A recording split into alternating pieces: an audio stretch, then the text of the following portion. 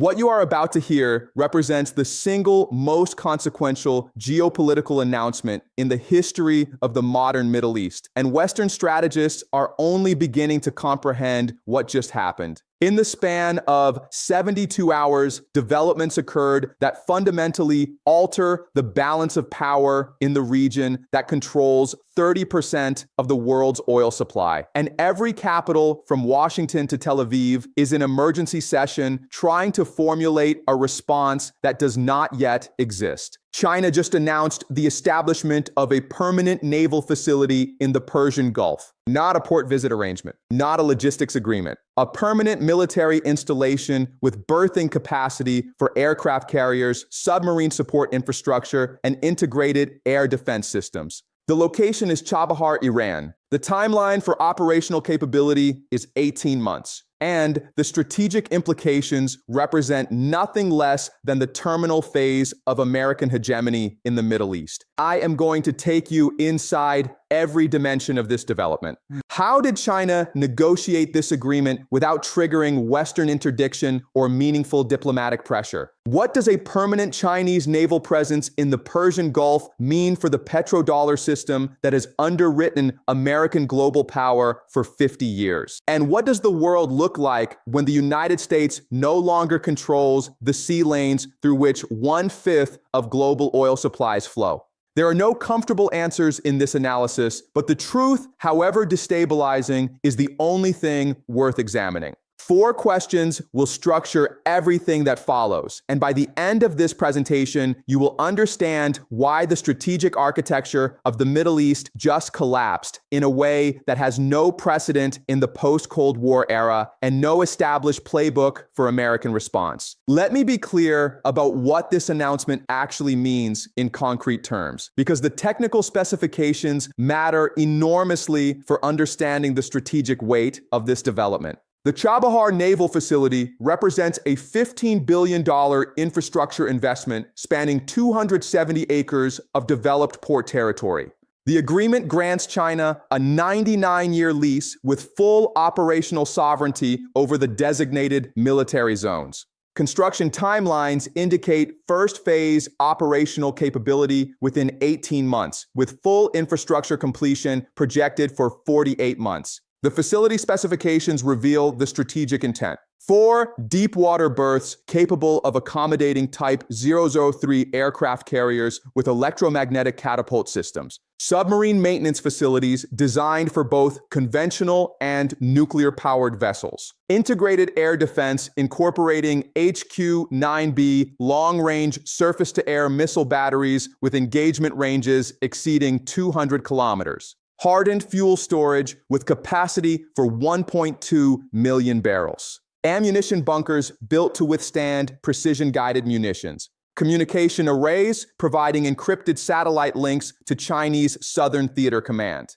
This is not a symbolic presence. This is not a peacetime logistics arrangement that evaporates when tensions rise. This is permanent power projection infrastructure designed to survive American attempts at interdiction and continue operating through sustained conflict scenarios. The strategic geography makes the positioning even more significant. Chabahar sits 300 kilometers east of the Strait of Hormuz, the choke point through which 21 million barrels of oil transit daily. From this location, Chinese naval forces can influence traffic through the strait without technically operating within its waters, providing plausible deniability while maintaining operational effect. The facility provides China its first permanent military presence west of Malacca, extending the range of the People's Liberation Army Navy by 4,000 kilometers beyond any previous sustained deployment capability. Here is what you need to understand about the diplomatic sequencing that made this possible. This agreement was not negotiated in isolation. This represents the culmination of a 15-year strategic framework that Western analysts consistently dismissed as economically motivated rather than militarily significant. The foundation was the China-Iran Comprehensive Strategic Partnership signed in March 2021, a $400 billion 25-year agreement that Western media covered primarily as an energy deal. The actual text, which few American analysts apparently read in detail, included explicit provisions for defense cooperation, joint military exercises, and infrastructure development in strategically significant locations. Chabahar was mentioned by name in annexes that received almost no Western media attention. China spent 3 years building the economic dependencies that made Iranian acceptance of permanent Chinese military presence not just acceptable, but economically necessary. Chinese investment in Iranian oil infrastructure now exceeds $120 billion.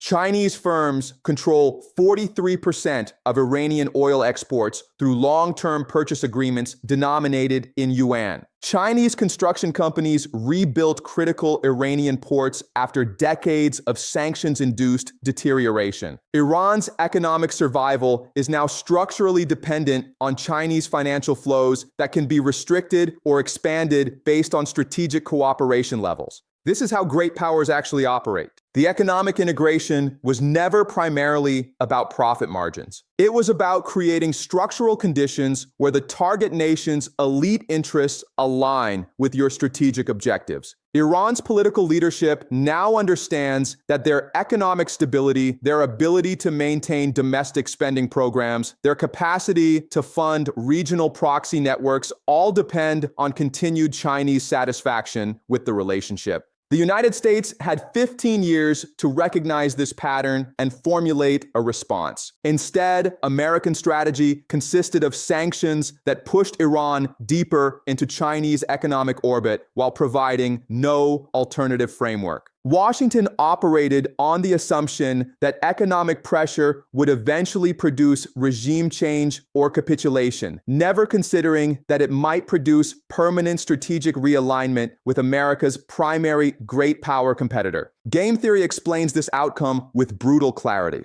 Iran's choice set was either maintain resistance to American pressure while accepting permanent economic stagnation, or accept Chinese partnership that provides economic development in exchange for strategic accommodation. The Iranian leadership, facing domestic unrest driven partly by economic conditions, rationally chose the option that offered material improvement while maintaining resistance to American demands. Now, let me explain why this development represents an extinction-level event for American strategic positioning in the Middle East, and why the timeline of American decline in the region is measured in months, not years. American power in the Middle East rests on 3 structural pillars. First, the ability to guarantee freedom of navigation for oil exports, which provides leverage over both oil-producing and oil-consuming nations. Second, the implicit promise that alignment with America provides security guarantees that no regional power can challenge.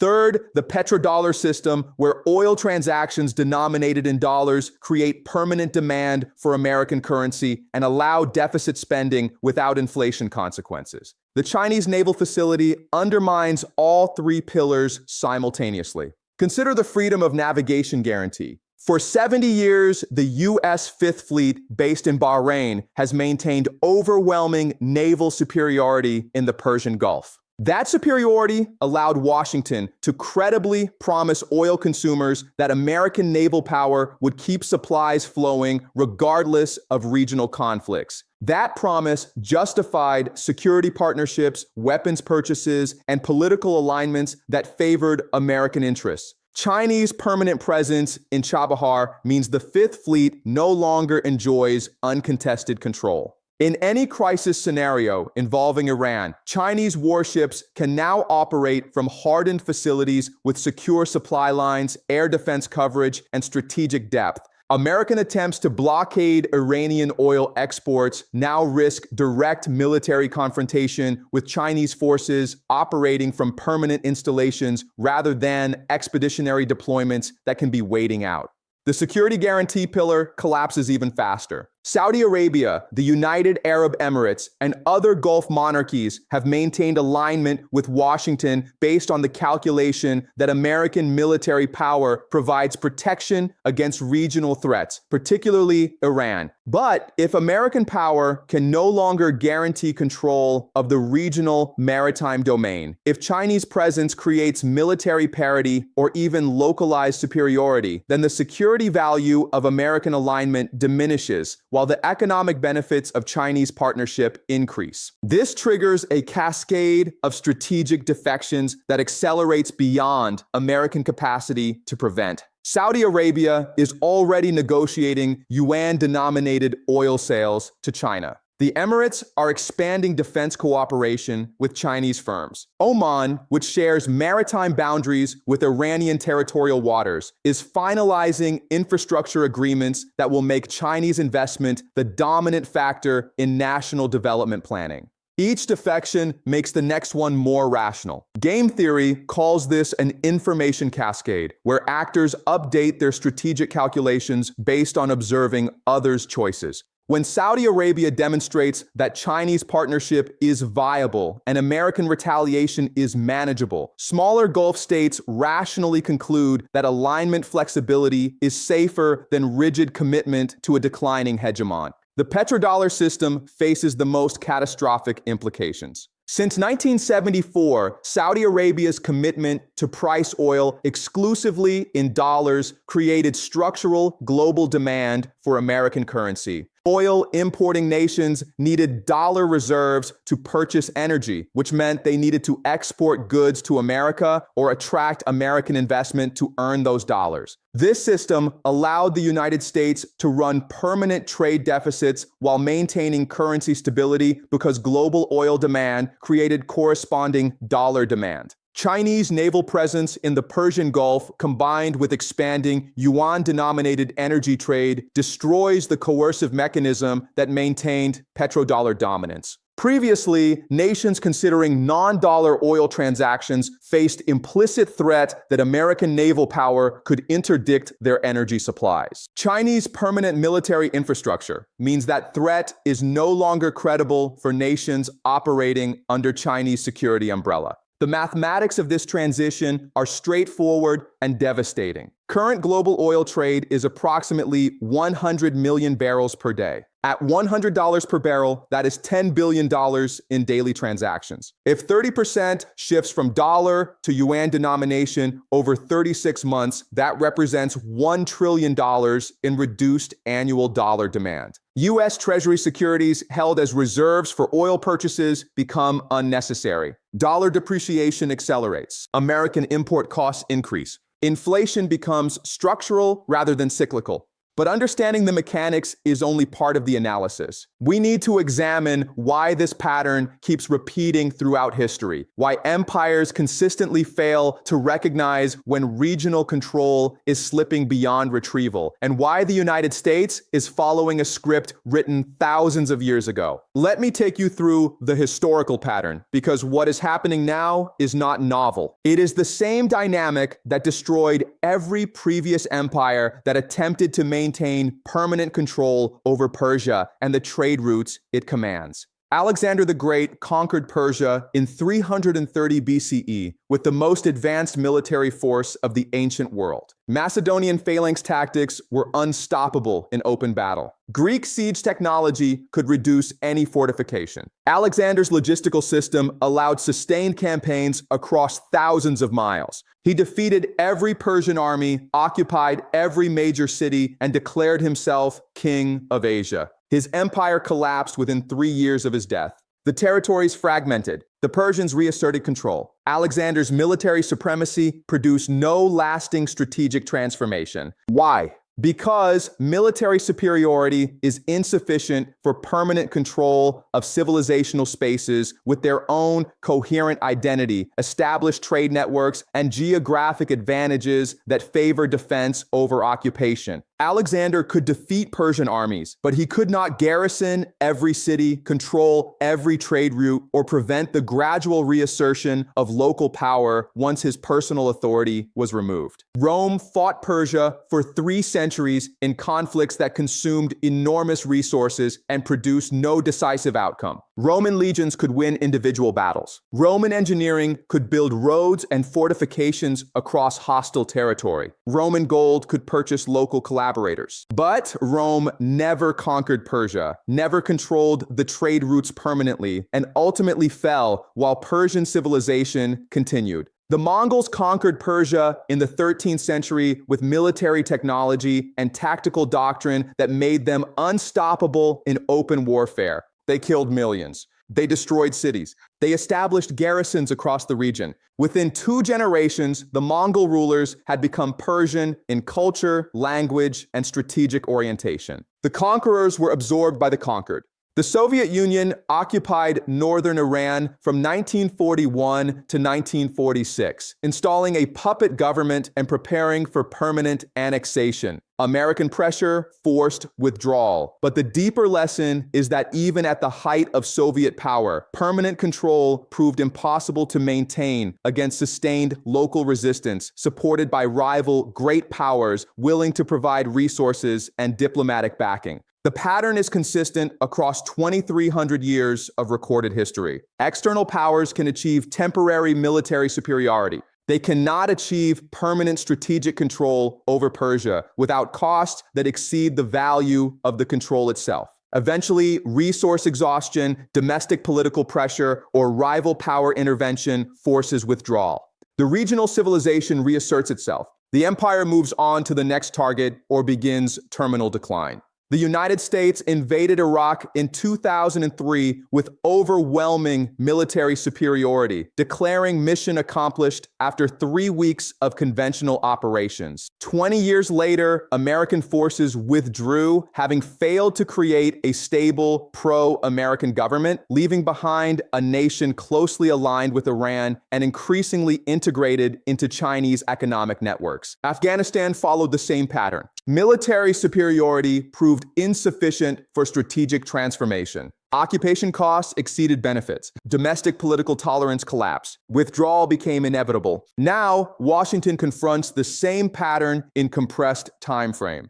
Chinese presence in Chabahar means that any American attempt to maintain control over Persian Gulf energy exports through military force will face sustained resistance supported by a peer great power with permanent infrastructure and unlimited resource commitment. The costs of maintaining American dominance now exceed the benefits, and regional powers recognize this calculation as clearly as American strategists refuse to. This is not ideological preference. This is pattern recognition based on 23 centuries of consistent outcomes. Empires that attempt permanent control over this region exhaust themselves and collapse while the region continues. America is not exempt from this pattern through technological superiority or ideological righteousness. The structural forces are identical. The outcome will be identical. Let me walk through the scenarios that emerge from this development, because understanding the range of possible futures is essential for calibrating response strategies and personal preparation. Scenario 1, managed American withdrawal. In this pathway, Washington recognizes that permanent military dominance in the Persian Gulf is no longer achievable at acceptable cost and begins strategic repositioning. The Fifth Fleet maintains presence in Bahrain, but operates with reduced capability and narrower mission scope. American security guarantees to Gulf states are renegotiated downward to exclude scenarios involving Chinese-backed Iranian action. Energy policy shifts toward Western Hemisphere supply chain development and reduced dependence on Middle Eastern imports. This scenario requires strategic discipline and domestic political tolerance for perceived defeat that American political culture rarely demonstrates. The probability is approximately 15%, concentrated in futures where economic crisis forces rapid military spending reduction or where catastrophic military engagement elsewhere demands resource reallocation.